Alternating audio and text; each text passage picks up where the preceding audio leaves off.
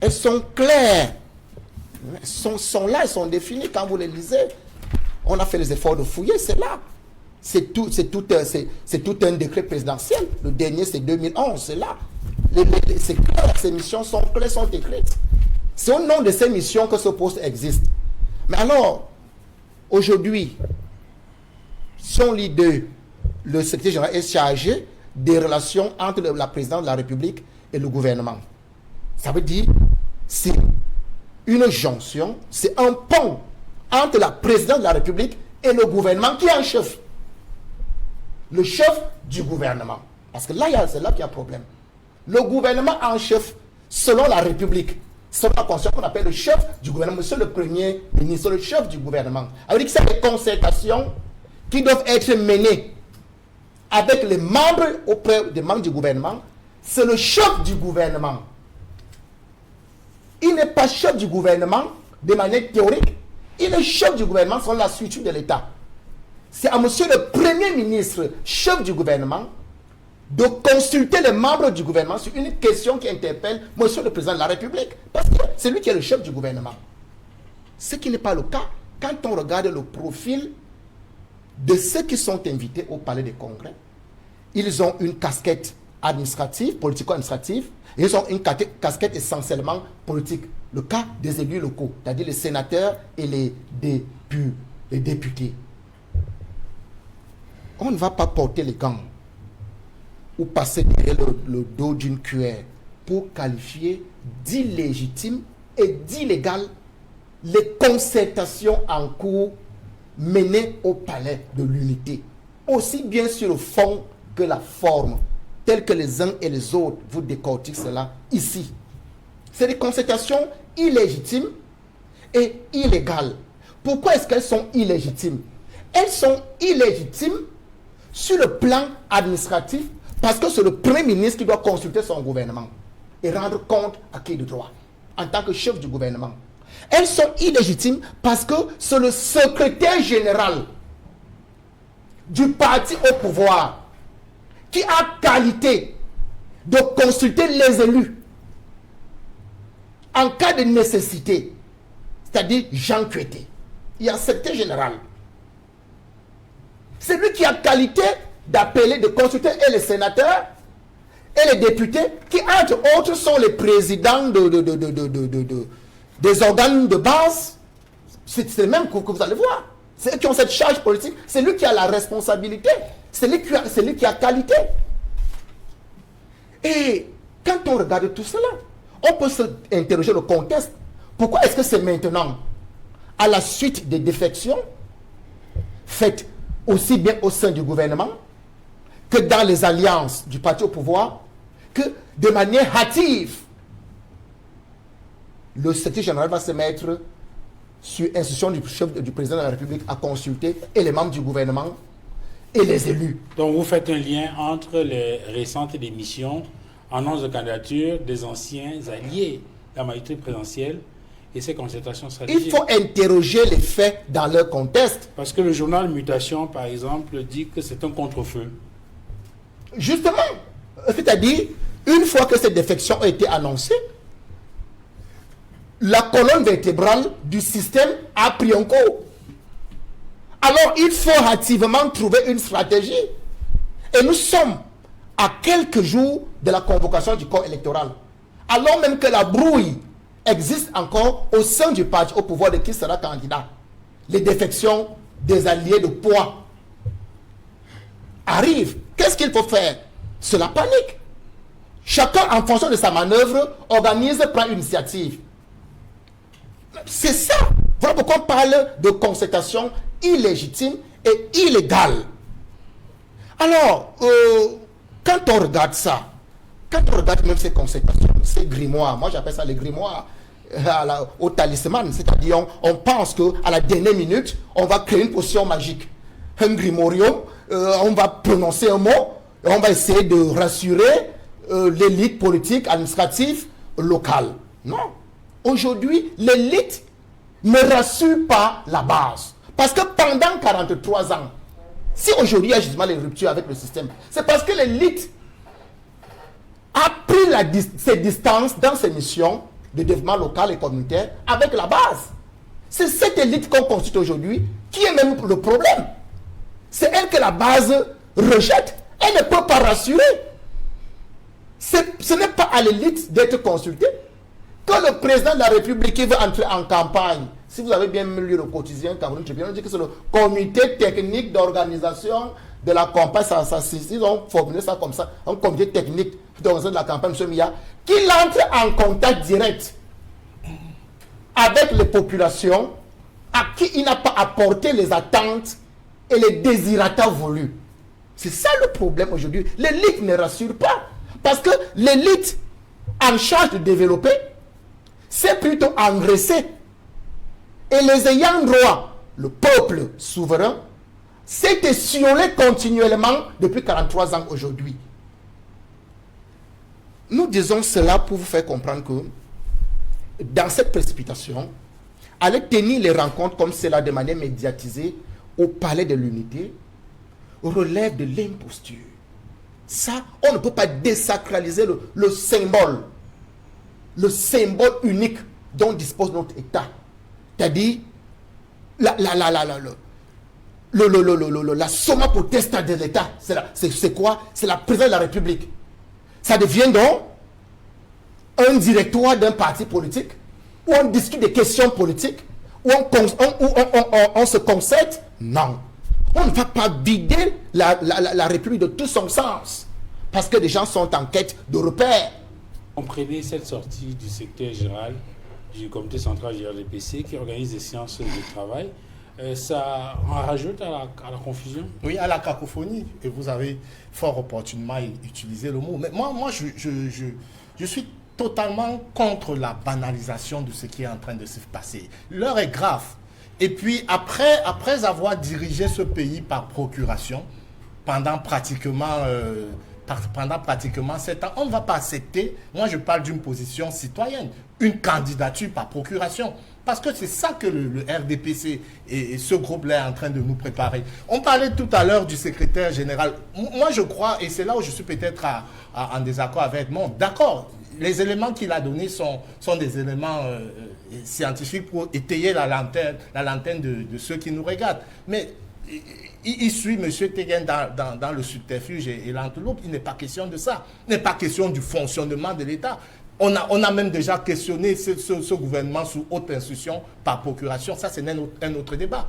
On est dans une situation précise et cruciale. C'est une situation de pré-campagne électorale. Et on a un parti politique qui a choisi de s'approprier les moyens de l'État pour entrer en campagne. Voilà le problème. Ce même secrétaire général est venu en mars 2025 ici à Douala pour une visite au port autonome de Douala, mais a organisé des consultations toujours dans le cadre de mener la campagne du parti politique. Et puis, l'autre chose qu'on peut constater aujourd'hui, quand tu parlais de cacophonie, c'est cette incertitude qu'on a au sein du RDPC actuellement.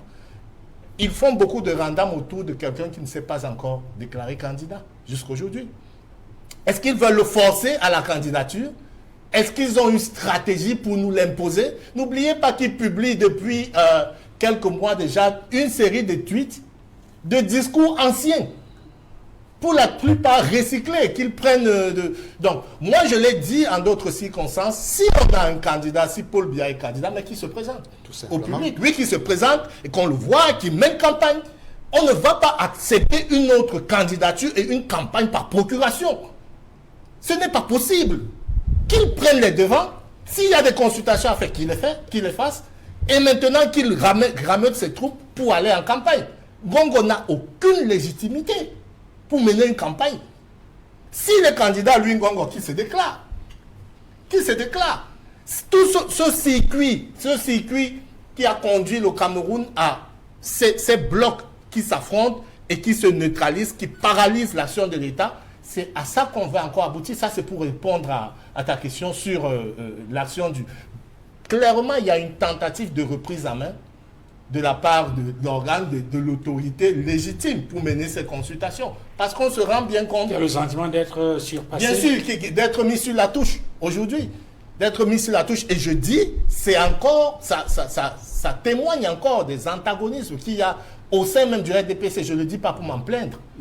Je ne le dis pas pour m'en plaindre. mais c'est tout simplement une réalité. Même au sein du parti, il y a beaucoup qui supportent la démarche de M. Onana, par exemple. Ouais. Qui vient d'annoncer sa candidature à l'élection présidentielle sur la bannière du RDPC. Tout à fait. Ça en rajoute à la confusion. Tout à fait, tout à fait. Maintenant, il y a une dynamique qui peut se créer autour de cette candidature. Peut-être pas pour faire définitivement bouger les lignes, pour au moins remettre l'église au centre du village, pour au moins se rendre compte qu'aujourd'hui, à la fois ce parti et le pays ne sont pas dirigés. Parce que tout ce qu'on voit là, cette cacophonie, ça traduit le fait qu'il n'y a pas un commandant à bord. Il n'y a personne qui dirige en réalité. Il y a des fractions qui essayent à un moment ou à un autre de reprendre l'initiative. Là, vous reprenez un peu la déclaration d'Issa Thioro Bakary. Oui. Je veux dire, reprise en grande une du journal de Mutation, qui dit que ce n'est pas Paul Biya qui gouverne le pays. Oui, ça on le dit depuis des années. Si ce n'est pas Paul Biya, c'est donc qui? Ce sont ces fractions qui s'entrechoquent, qui ne gouvernent pas, qui s'entrechoquent, qui s'annihilent. Non, il y a des exemples pour illustrer. Moi, j'aime souvent à citer. Et le problème, ces gens pouvaient s'affronter éternellement. Que moi, en tant que citoyen, ça ne me dirait pas grand-chose. Mais le problème, c'est qu'il y a un impact terrible sur le quotidien des Camerounais. Le pays est à l'arrêt. Les projets qui sont initiés n'aboutissent pas, ou bien aboutissent très mal. L'un des exemples légendaires que j'aime souvent citer ces derniers temps, c'est le barrage de Natigal, 420 MW, construit sans voie de transport, et où le Cameroun est déjà en train de payer depuis le mois de juin 10 milliards mensuels de factures à EDF, alors qu'on n'arrive pas à sortir l'énergie qui a été produite là-bas par EDF. C'est un vrai problème. La même chose, on peut le dire du port de Kribi, qui a été construit sans qu'on ne pense au moyen d'évacuer les marchandises du port. Quand vous voyez, quand on dit que le Cameroun n'est pas dirigé, c'est qu'on a tendance à croire que c'est l'irrationalité totale qui est à la tête du pays. Il n'y a pas de projet pensé, il n'y a pas de projet efficient. Et même quand il y a des projets, on voit bien que très souvent, ils n'aboutissent pas. C'est ça pour l'absence de gouvernance. Et donc, Kamgia, face à cette... On n'a pas vu de représentant du MRC sur cette photo, des partis politiques qui se mettent ensemble pour essayer de trouver un candidat consensuel, sauf si notre mémoire nous joue des tours. Je crois que le MRC, dans le cadre des différentes défections en cours au niveau du gouvernement, défections qui sont conséquentes à la résiliation de certaines alliances entre le parti au pouvoir et ses alliés tiers, notamment l'UNDP du ministre d'État Belgouba et le FSNC de l'ex-ministre de l'Emploi, Issa Chiroma. Le MRC prend acte et observe tout ce qui se passe.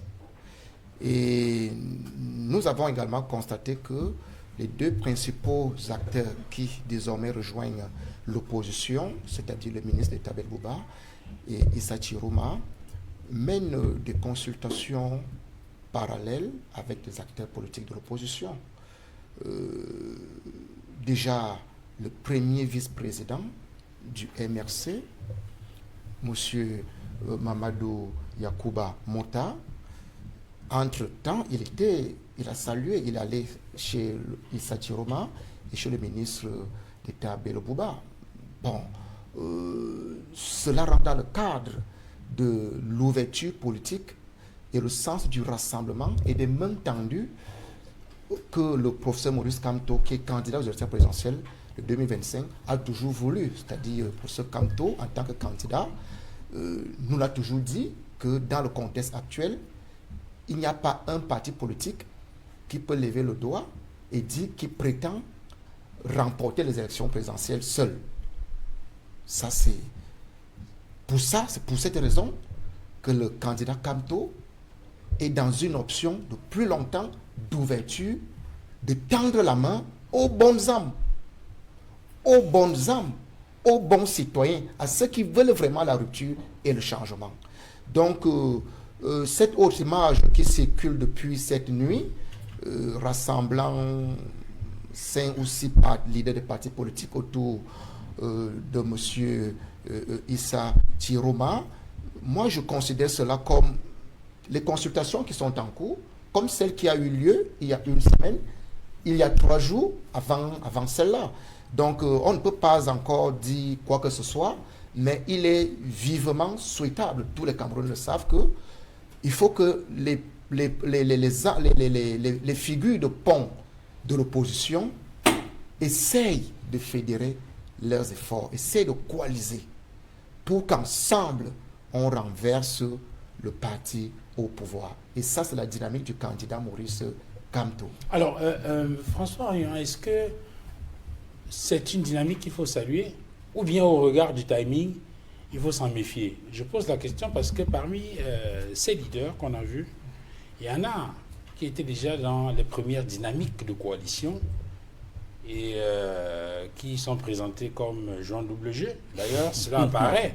Et dans certains ouvrages, d'ailleurs un ouvrage cité par Edmond tout à l'heure, où il y a certains leaders qui étaient considérés comme des pions dans cette dynamique d'opposition et qui ont finalement contribué à casser cette dynamique et qui ont d'ailleurs été exclus de cette dynamique d'opposition. Alors, est-ce que sur le timing, il faut se dire c'est trop tard, il faut penser à autre chose, ou bien on dit bon, on y va quand même et on voit ce que cela pourra donner? Oui.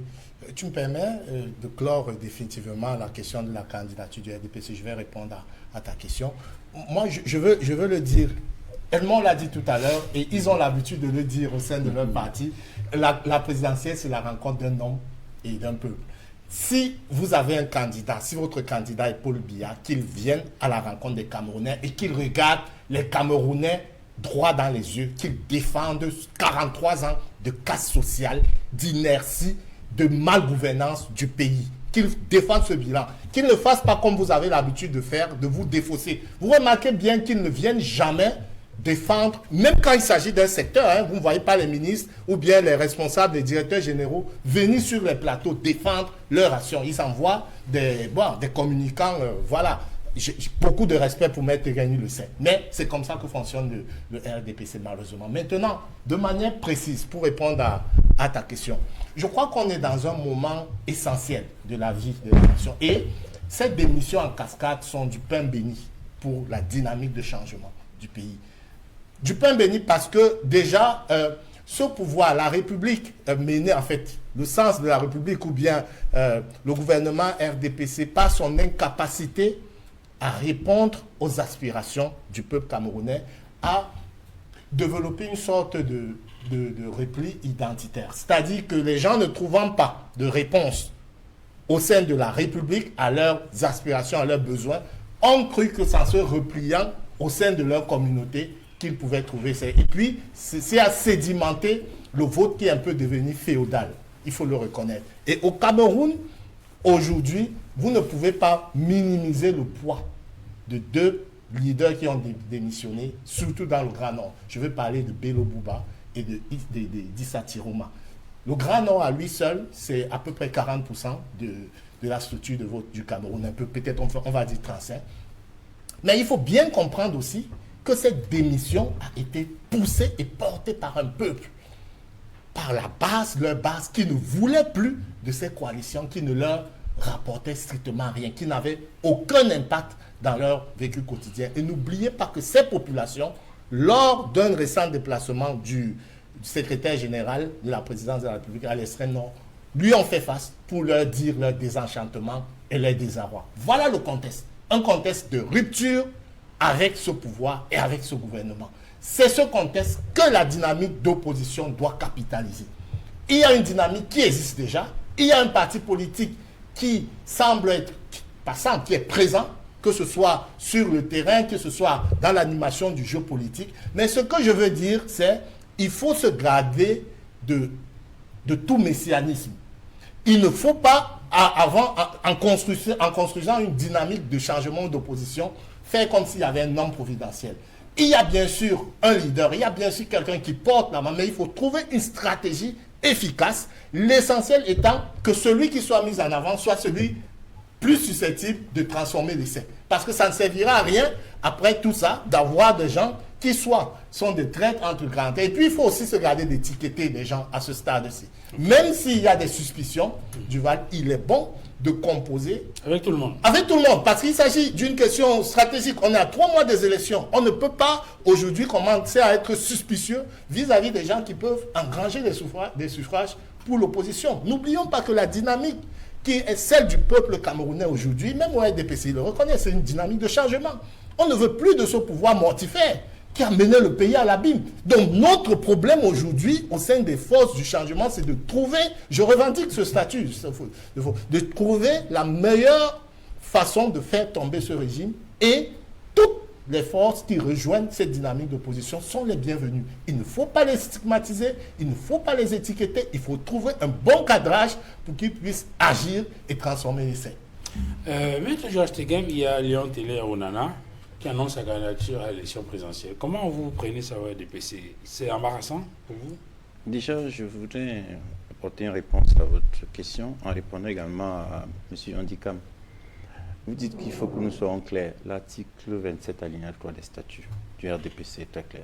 Le président national est le candidat du parti à l'élection présidentielle. Ah, naturel ou statutaire? Parce qu'il y a eu un glissement sémantique ces derniers jours. On ne sait plus trop s'il est statutaire ou non. Parce qu'avant, vous le présentiez comme un candidat atavique qui, par ses gènes, est de fait candidat du RDPC. J'insiste encore, c'est les statuts du parti. Ouais. Donc c'est un candidat prévu par les statuts du parti. Donc je suis RDPC. Actuellement, le président national est connu. Et toute personne qui travaille pour le RDPC sait qui est le candidat du parti. Naturel. Et je dis statutaire. je vous donne des dispositions statutaires. Okay. Je vous donne des dispositions statutaires, c'est-à-dire ce qui est parfaitement connu de tous les militants. Et je suis un peu émerveillé sur ce plateau lorsque je vous écoute, monsieur Andé, quand j'écoute le consultant. Même le dit représentant du MRC. C'est-à-dire qu'on a 3 mois d'une élection. Vous ne savez même pas ce que vous allez faire. Vous ne savez même pas encore avec qui vous allez coaliser. Vous ne savez même pas où vous allez. Vous demandez aux Camerounais de vous faire confiance pour diriger le pays dans 3 mois. Non, il y a une dynamique qui s'est créée. Il y a un leader qui porte le mouvement de l'opposition au Cameroun que tout le monde connaît. Donc il ne faut pas faire semblant. Et aujourd'hui, il y a 2 poids lourds qui ont rejoint cette dynamique de l'opposition. Vous ne pouvez pas dire que ça n'existe pas. Il y a des consultations préalables qui ont été menées. Occupez-vous de votre parti qui est à l'agonie, en pleine cacophonie. Monsieur, moi, je vous ai dit... Qui risque d'avoir 3 candidats ou 4 candidats. Mon parti est très clair, l'article 27 des statuts. C'est très clair. Excusez-moi, moi, je ne me mêle pas de ce que vous faites. Non, c'est pas très... J'ai dit aux Camerounais... C'est pas suffisamment clair, l'article 27. Avant l'article 27, vous avez l'article 17 qui définit les instances du parti. Il y en a 3. Le Congrès, le comité central et le bureau politique qui élit le président national. Le Congrès. Alors, pour qu'il y ait un président national, il faut que le Congrès se tienne. C'est pour ça que vous avez un problème de faites faire une lecture partielle. Pour qu'un président, le président soit élu, qu'il y ait un président, il faut que le Congrès se tienne. Or, il est déchu depuis septembre 2016. Novembre. Depuis novembre 2016. Oui, mais les statuts du parti donnent la possibilité, donnent le pouvoir au bureau politique de pouvoir proroger le mandat du président. Le bureau politique a déjà le bureau politique qui a prorogé est édenté, puisqu'il n'avait pas le quorum requis. Est-ce qu'il faut répéter ça ici tous les jours? En 2016, le bureau politique avait combien de personnes sur 30? Donc pour vous, le candidat du RDPC, c'est lequel? Il n'existe pas. Le RDPC a un problème de déchéance des instances. Laissons le RDPC répondre. Très bien. C'est les statuts du RDPC qui répondent, pas le RDPC. Ils ont des statuts écrits. Allez, comment non pas de président? Allez, faut comprendre ça. Non. Alors, Léon Teller Onana. Je suis dessus. C'est pas la déception. Je vois qu'il est trop... C'est les tests. Je vois qu'il est trop intéressé. Peut-être vous êtes un ancien du RDPC. C'est les tests. Vos tests, c'est pas un mystère. Moi, je connais même pas. Ils sont rendus publics. Je ne connais même pas l'article 1 des textes du MRC. Il faut apprendre à connaître. Pourquoi faire? Non, je ne suis pas MRC, c'est votre cuisine interne. Non, c'est pas ça. Je me mêle pas. Le point du RDPC, c'est que c'est un parti État. Mais Georges, il ne faut jamais dire que c'est un parti État. Mais Georges Teghem. Oui, je vais vous